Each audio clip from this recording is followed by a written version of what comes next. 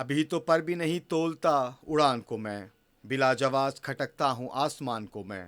جیسے شعروں کے خالق اختر عثمان، خطہ پوٹھوہار خصوصاً اسلام آباد میں ادب کا ایک ایسا نام ہے جو دنیا بھر میں اپنے کام کے باعث پہچانا جاتا ہے۔ ان کی سالگرہ کے حوالے سے اسلام آباد میں شام اختر عثمان کا اہتمام کیا گیا، جس میں نامور شاعر، ادیب اور نقاد شریک ہوئے۔ اس موقع پر مقررین نے کہا کہ اختر عثمان کئی زبانوں پر عبور رکھتے ہیں، خصوصاً اردو، فارسی، انگریزی، پنجابی، پوٹھوہاری اور ہندی زبانوں کو انہوں نے وسیلہ اظہار بنایا ہے۔ اختر کا شعر کہیں بھی کروڑوں شعروں میں لکھا ہوا ہو، ہم فوری طور پر اس کو پک کر لیتے ہیں اور کہہ دیتے ہیں کہ یہ اختر عثمان کا شعر ہے، اور یہی میرے خیال میں ایک شاعر کی انفرادیت اور اس کا ممتاز ہونا ہوتا ہے۔ بہت پھیلا ہوا کام ہے کہ انہوں نے غزل لکھی، انہوں نے تنقید لکھی، انہوں نے مرثیہ لکھا۔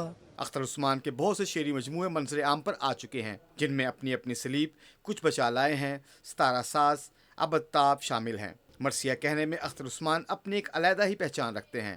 جہاں کہنا تھا تو مجھ سے وہاں تم ہو گیا ہے، لبوں اور آئینے میں کچھ تصادم ہو گیا ہے۔